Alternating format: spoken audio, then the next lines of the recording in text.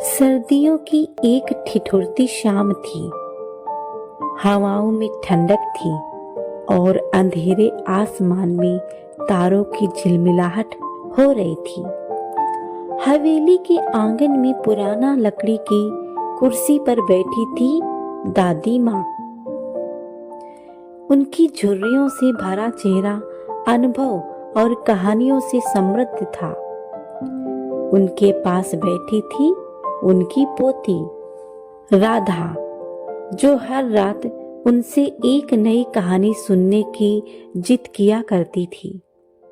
उस रात जब सब सो चुके थे, राधा ने धीरे से दादी का हाथ पकड़ लिया और बोली, दादी माँ, आज कोई बहुत पुरानी, बहुत अनोखी कहानी सुनाइए। दादी मुस्कुराई। उनकी आंखों में एक अलग सी चमक थी। उन्होंने धीरे धीरे अपने गले में पहने एक पुराने लॉकेट को छुआ। वह लॉकेट सोने का था, मगर उसके चारों ओर घिसाव के निशान थे, मानो सदियों पुराना कोई खजाना हो। क्या तुम जानती हो राधा, दादी माँ ने धीरे स्वर में कहा, ये सिर्फ गहना नहीं, एक अनमोल राज है। राधा उत्सुकता से आंखें फैलाकर देखने लगी। बहुत समय पहले की बात है। एक बड़े राज्य में एक रानी हुआ करती थी, जिसका नाम था रानी कमल प्रभा। वे न सिर्फ अपनी सुंदरता के लिए, बल्कि अपनी बुद्धिमत्ता और साहस के लिए भी प्रसिद्ध थी। उनके पास एक अनमोल गहनों का सेट था, जिसे उनकी माँ ने उन्हें दिया था। वह गहना केवल उनकी समृद्धि का प्रतीक नहीं था, बल्कि उसमें एक गुप्त संदेश छुपा था, राज्य का सबसे बड़ा रहस्य। एक दिन जब युद्ध के बादल राज्य पर मरड़ाने लगे, रानी कमल प्रभा ने अपनी सबसे भरोसेमंद सेविका को बुलाया और वह गहने उसे सौंप दिए। ये गहने केवल धातु और मड़ियों से नहीं बने थे। इनमें हमारे पूर्वजों का एक अनमोल संदेश छुपा है। जब समय आएगा, यह संदेश हमारे वंश को बचाएगा, उन्होंने सेविका से कहा। लेकिन दुर्भाग्यवश युद्ध आ गया।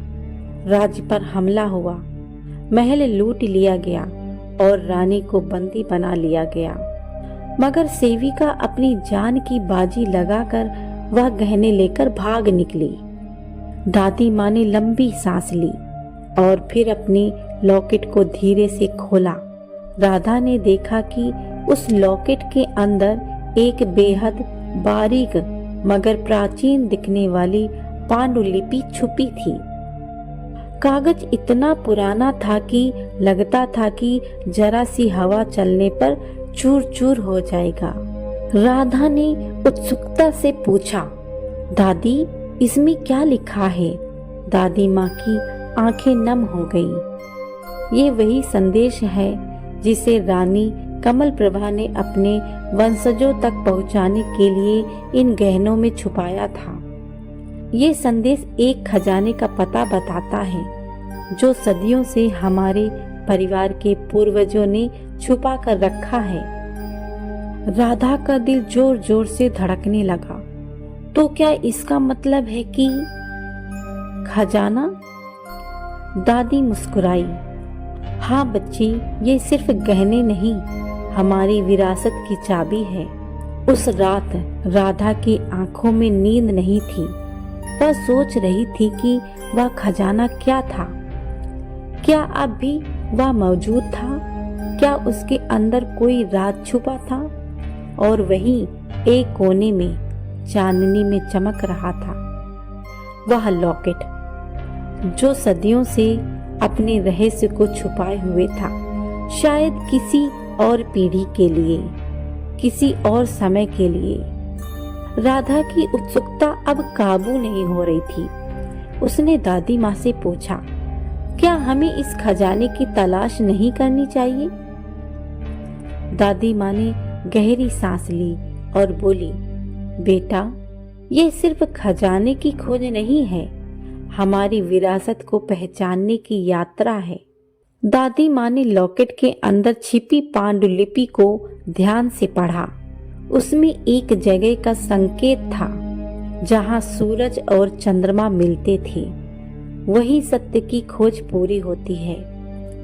राधा चौंक गई। ये तो हमारे पुराने किले का वर्णन लग रहा है। बिना देर किए अगले ही दिन राधा और दादी माँ पुराने किले की ओर निकल पड़ी। किला अब खंडहर बन चुका था, मगर दादी की आंखों में बीते समय की चमक अब भी थी। पांडुलिपि के संकेतों का अनुसरण करते हुए वे किले की सबसे गहरी तह खाने में पहुंची। वहां एक दीवार पर रानी कमल प्रभा का शाही चिन्ह बना था। राधा ने कांपते हाथों से दीवार पर हाथ फेरा। तभी अचानक दीवार में छुपा हुआ एक पत्थर हटा और एक गुप्त दरवाजा खुला। दरवाजे के अंदर एक पुराना लकड़ी का संदूक रखा था। राधा ने उत्सुकता से उसे खोला, मगर उसमें सोने चांदी के सिक्के नहीं थे, बल्कि पुरानी पांडुलिपियां, हस्तलिखित ग्रंथ और कुछ अनोखे पत्थर थे। राधा ने आश्चर्य से कहा, यह क्या? खजाना तो सोने चांदी का होना चाहिए था। दादी माँ मुस्कुराई, बेटा, असली खजाना धन दौलत नहीं, बल्कि ज्ञान होता है। यह ग्रंथ उस समय की अनमोल रहस्य हैं जो हमारी सभ्यता और संस्कृति को दर्शाते हैं। यही असली विरासत है। राधा ने धीरे से पांडुलिपियां खोली। वे प्राचीन विज्ञान, औषधियों, खगोल शास्त्र और गणित के अनमोल ज्ञान से भरी थी। राधा की आंखों में अब एक नई चमक थी। उसने दादी माँ से कहा, अब हम इस ज्ञान को दुनिया के सामने लाएंगे। ये हमारी विरासत है और हमें इसे संभालना होगा।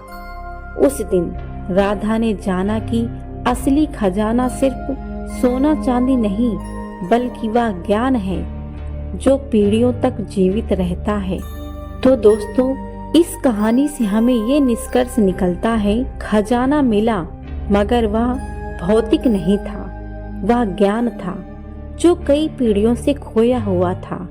अगर ये कहानी आपको पसंद आई हो तो इस कहानी को लाइक जरूर करें और चैनल को सब्सक्राइब भी।